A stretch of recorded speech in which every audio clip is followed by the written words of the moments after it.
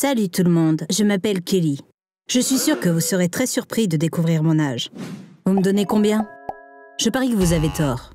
J'ai peut-être l'air d'avoir 50 ans. Mais en fait, je n'ai que 15 ans. Oui, j'ai bien dit 15 ans. Le plus bizarre, c'est que quand je suis née, je ressemblais à une octogénaire. Je ressemble à ça parce que je rajeunis chaque année. Et pas qu'en apparence, ma santé est aussi celle d'une personne âgée.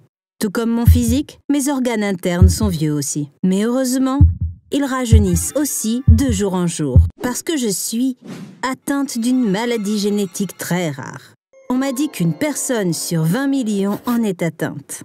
La population mondiale étant d'environ 8 milliards, il y a tout au plus 400 personnes qui en sont atteintes. Cependant, beaucoup meurent jeunes car cette maladie comporte de nombreux risques pour la santé. Comme je l'ai déjà dit, notre apparence, mais aussi nos organes sont plus âgés. On a des maladies que les gens ont généralement lorsqu'ils sont plus âgés.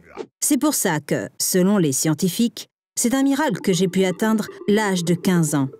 Et c'est grâce à mes parents, qui sont tous deux médecins. J'ai réussi à survivre si longtemps grâce à leur travail acharné et au progrès de la médecine. Je pense que ma vie, que je vais vous raconter, est très inspirante à bien des égards. Comme je viens de le dire, mes deux parents sont médecins.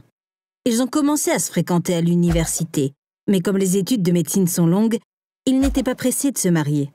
Ils ont décidé d'avoir un enfant quand ils ont été plus âgés, car ils étaient très occupés par leur travail. Ma mère a eu une grossesse normale à terme malgré son âge.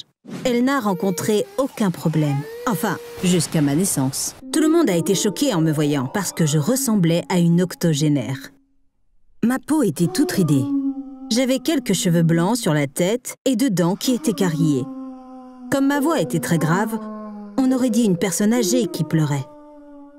Au lieu de crier et de pleurer comme un bébé, je gémissais comme le font habituellement les personnes âgées. Les tests ont montré que mes organes étaient également usés, comme mon apparence. Mon cœur n'était pas très fort, mes os étaient trop faibles, mes poumons, mes reins, mon foie et tous mes organes étaient en très mauvais état, comme s'ils étaient usés par les années.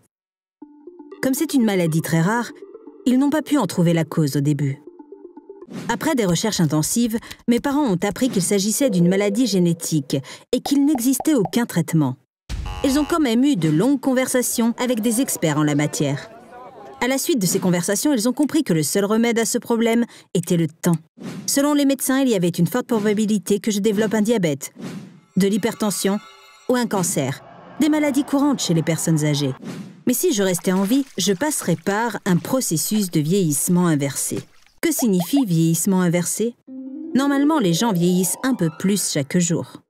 Mais c'est le contraire qui m'arriverait. Je rajeunirais de jour en jour. Apprendre ça a donné de l'espoir à mes parents. Ils feraient de leur mieux pour me garder en vie le plus longtemps possible et ainsi me permettre de rajeunir. Et heureusement, ils ont réussi à le faire jusqu'à présent. Vous avez dû le deviner, j'ai eu une enfance très difficile. Je ne parle pas seulement de tous les problèmes de santé. Je m'y suis habituée avec le temps. Ce qui m'a fait souffrir, c'est que les autres enfants restaient loin de moi. Il y a beaucoup de choses que je ne peux pas oublier. Comme la fois où ma mère et moi sommes allés au centre commercial. J'avais 5 ans, mais je ressemblais à quelqu'un qui avait 70 ans. Ma mère m'a emmenée dans l'aire de jeu pour enfants. Il y avait une piscine à balles avec 2 filles dedans. Elles lançaient des balles, s'amusaient. Au début, elles ne m'ont pas remarqué. Alors je suis entrée, j'ai pris une balle et je l'ai lancée vers elles. Quand elles m'ont enfin vue, elles ont crié et ont quitté la fosse à balles en pleurant. J'étais si jeune, je ne comprenais pas pourquoi je les faisais fuir. Bien sûr, maintenant je ne leur en veux pas. Imaginez ça. Je faisais leur taille, j'agissais comme elles, mais je ressemblais à leur grand-mère. C'était tellement normal d'avoir peur de quelqu'un comme ça. Mais comme je n'avais pas conscience de ça, j'ai tellement souffert du fait que tous les enfants me fuyaient et de ne pas avoir d'amis à cause de mon apparence. En vieillissant, je commençais à paraître plus jeune, mais je ressemblais encore à une femme de 60 ans quand j'avais 10 ans. Mes cheveux étaient encore blancs comme neige. Heureusement, les rides sur mon visage et mes mains disparaissaient de jour en jour. Et surtout, je n'avais plus autant de problèmes de santé. Pour commencer à avoir l'air normal, tout ce que j'avais à faire était de survivre, parce que chaque matin, je rajeunissais. Et puis à ce moment-là, mes amis m'avaient accepté tel que j'étais, donc j'allais aussi mieux émotionnellement. Bien sûr, il y avait toujours quelques tocards que ça amusait de se moquer de moi. À l'école, il y avait un groupe de garçons qui étaient obsédés par moi. Ils trouvaient toujours un moyen de venir m'embêter. Par exemple, quand je parlais avec quelqu'un, ils venaient dire « Pardon, parle plus fort, je ne t'entends pas !» en imitant une personne âgée. Ou bien ils se moquaient de moi en montrant la pomme devant moi à la cantine et en disant « Est-ce que tu as des dents pour manger cette pomme ?» Je ne répondais pas parce que tout ce qu'ils voulaient, c'était que je réagisse. J'ai décidé qu'il était inutile de m'énerver contre eux. Quand mes amis ont commencé à les menacer, ils ont fini par arrêter. L'année dernière, il s'est passé un truc drôle. Une fille plus jeune est venue me voir. D'abord, elle s'est excusée de me déranger. Puis elle a dit « Notre prof d'histoire nous a donné un devoir sur la Seconde Guerre mondiale. Où étiez-vous pendant la guerre ?»« De quoi vous souvenez-vous? Je peux vous interviewer. » Vous avez compris. Elle pensait que j'étais vraiment vieille. Au début, je pensais qu'elle se moquait de moi. Mais quand j'ai vu qu'elle était vraiment sérieuse, j'ai éclaté de rire. Vous avez peut-être calculé avec ce que je vous ai dit jusqu'à présent que tous les 5 ans, j'ai 10 ans de moins. J'aurai l'air d'avoir 40 ans quand j'en aurai 20.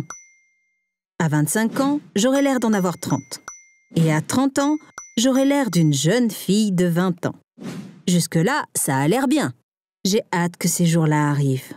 Mais que se passera-t-il après? C'est ça qui me fait vraiment peur. Quand j'aurai 35 ans, je ressemblerai à une jeune fille de 15 ans.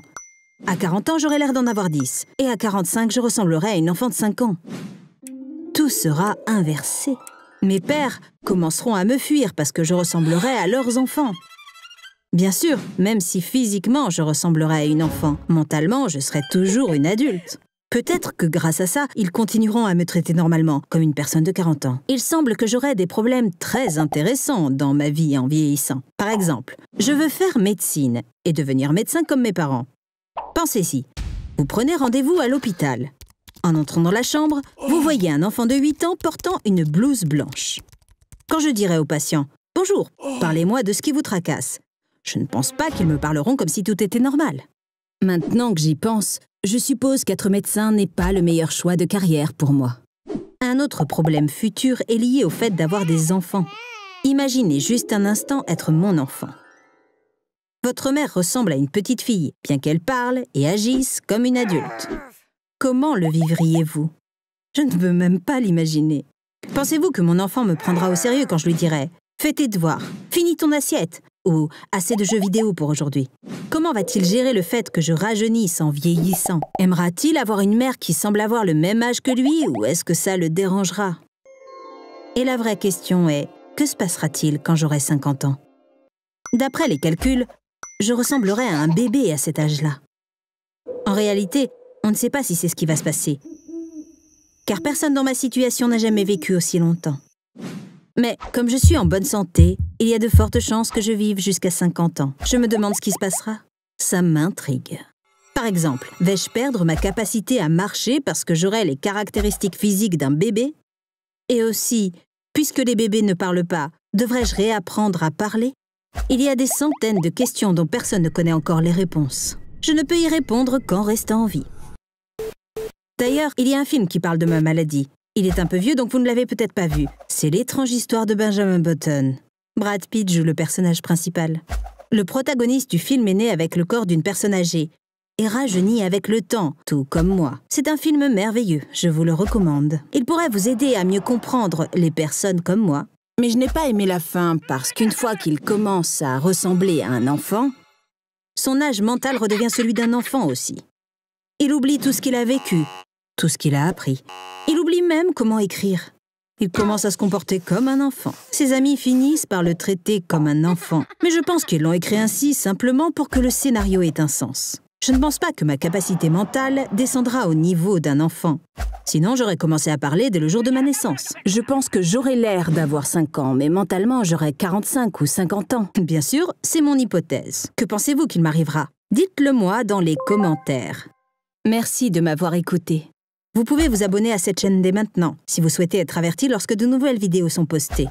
Et si vous avez aimé mon histoire, n'oubliez pas d'aimer cette vidéo. Au revoir.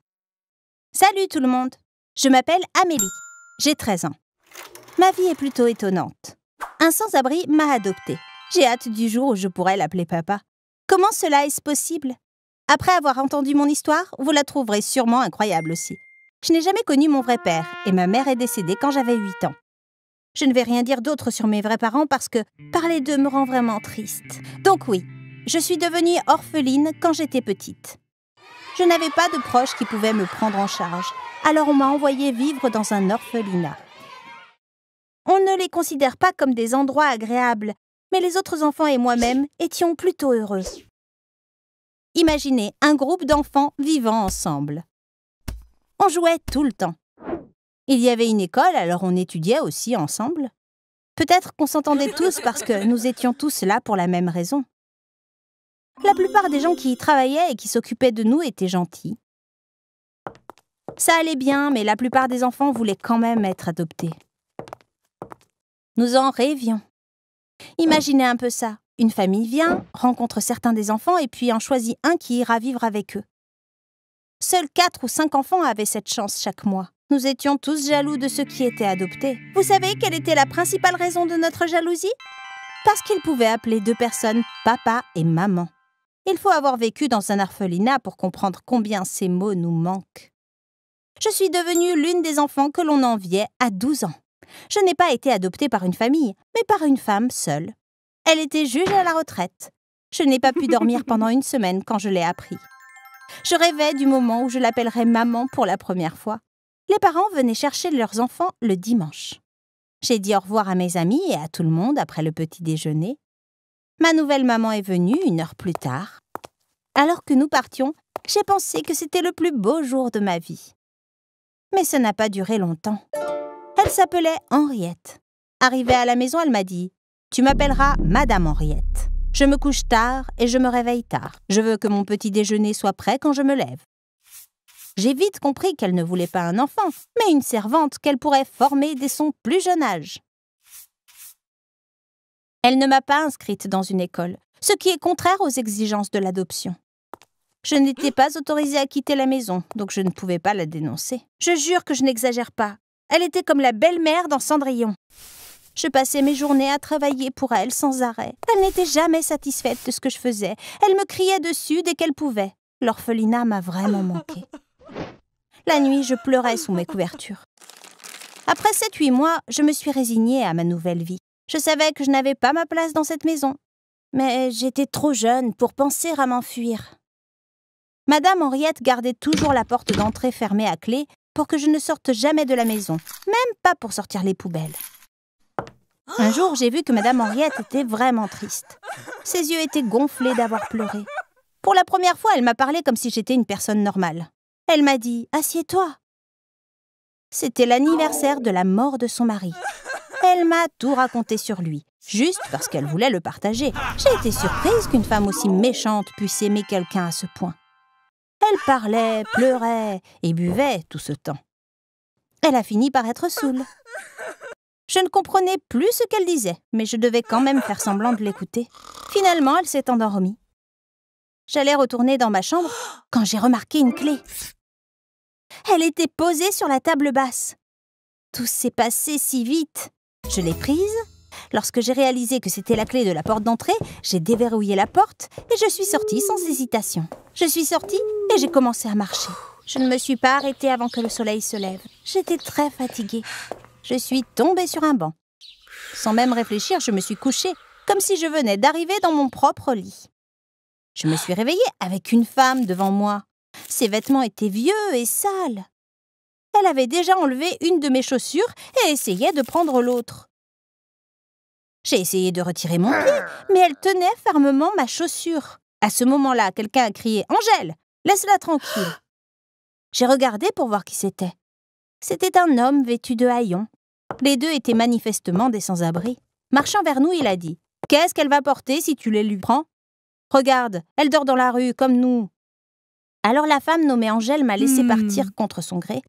C'est comme ça que j'ai rencontré Gabriel. C'était la première fois que je parlais à un sans-abri. Il vivait dans la rue depuis 9 ans et avait une histoire très triste. Il a perdu sa femme et ses 2 filles dans un accident de train. Après ça, il était accablé par le chagrin et n'a pas pu se résoudre à faire quoi que ce soit. Il a cessé d'aller au travail et resté chez lui toute la journée, dans le noir. Il a fini par perdre son emploi et ne plus pouvoir payer son loyer. Alors il a commencé à vivre dans la rue. C'était un homme tellement gentil et super drôle. Il me faisait rire tout le temps. J'ai commencé à vivre avec lui dans la rue. Une fois qu'il a entendu mon histoire, il a voulu que je retourne à l'orphelinat. Mais je lui ai dit que Madame Henriette viendrait certainement m'y chercher. Il serait inutile de la dénoncer. Elle était juge, après tout. Il la croirait plutôt qu'un enfant.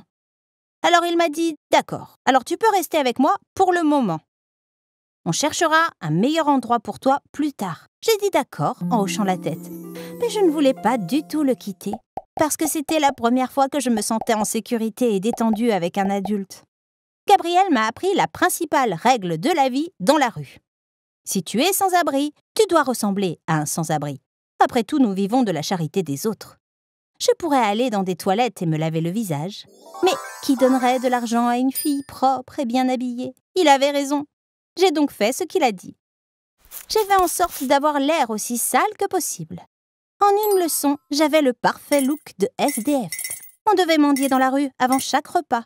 Une fois qu'on avait récolté assez d'argent, on allait tout de suite acheter quelque chose à manger. C'est pourquoi nous n'avions jamais d'argent pour le repas suivant.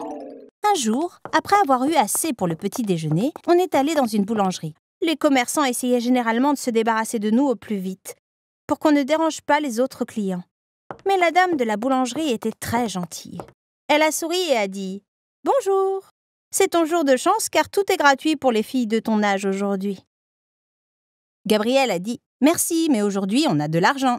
Est-il possible qu'elle puisse obtenir des choses gratuites une autre fois ?» demanda-t-il. Et il s'apprêta à lui donner notre argent. Soudain, on a entendu un bruit derrière nous. On s'est retourné pour voir ce qui se passait et on a vu qu'un client plus âgé était tombé. La femme a sorti son téléphone, paniquée. Le vieil homme était par terre, ne bougeant pas. Gabriel a posé sa tasse sur le comptoir et s'est agenouillé à côté de l'homme. Il a touché le cou de l'homme avec sa main. Il a fermé les yeux et s'est mis à compter. Puis il a joint ses mains et a appuyé sur la poitrine de l'homme.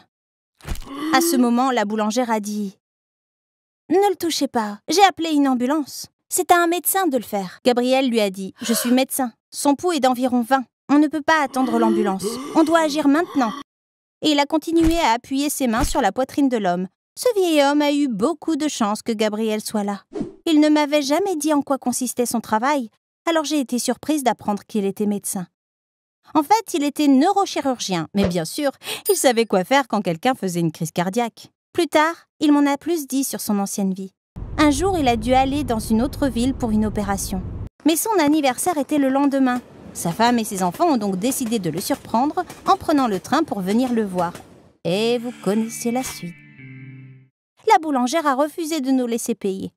Gabrielle a insisté, mais elle a dit « C'est votre jour de chance. Tout est gratuit pour celui qui sauve la vie de quelqu'un aujourd'hui. » Nous avons fini par faire sa connaissance ce jour-là. Elle s'appelle Céline. Je la trouve aussi drôle que Gabrielle. Elle vit avec sa mère. Je vous inviterai bien à dîner, mais ma mère n'est pas prête à recevoir 2 SDF, a-t-elle dit. Et on s'est séparés. Le lendemain, nous avions prévu de faire un pique-nique dans un parc. On a dû mendier plus longtemps que d'habitude pour acheter tout ce qu'il fallait. Devinez ce qui s'est passé ensuite? Gabriel et Céline ont commencé à tomber amoureux. Un jour, Céline a plaisanté. « J'ai décidé de fermer la boulangerie pour vivre avec vous dans la rue. La seule façon de supporter votre odeur est de commencer à sentir comme vous. » Gabriel a dit « Tu sais, ce serait trop d'ennui. Au lieu que tu sentes comme nous pourrions commencer à sentir comme toi. Nous avons juste besoin d'un bain. » Ce fut un moment décisif dans notre vie. Bien sûr, un bain n'était pas suffisant, mais c'était un premier pas. Maintenant, on vit tous ensemble. On a beaucoup de projets pour l'avenir, mais le premier est le mariage de Gabriel et Céline. Ensuite, ils vont m'adopter officiellement. Après ça, je pourrais les appeler papa et maman. C'est ce qu'ils veulent. J'ai déjà envie de le dire maintenant, mais je m'en empêche. Mais je peux vous le dire, ils sont ma chère maman et mon cher papa, mes étoiles porte-bonheur. Ma vraie mère priait toujours que Dieu fasse entrer de bonnes personnes dans ta vie. C'est exactement ce qui s'est passé. J'espère que les prières que quelqu'un dit pour vous se réaliseront aussi. Vous avez aimé mon histoire? Si vous aimez les histoires basées sur des événements réels, abonnez-vous à cette chaîne. Au revoir!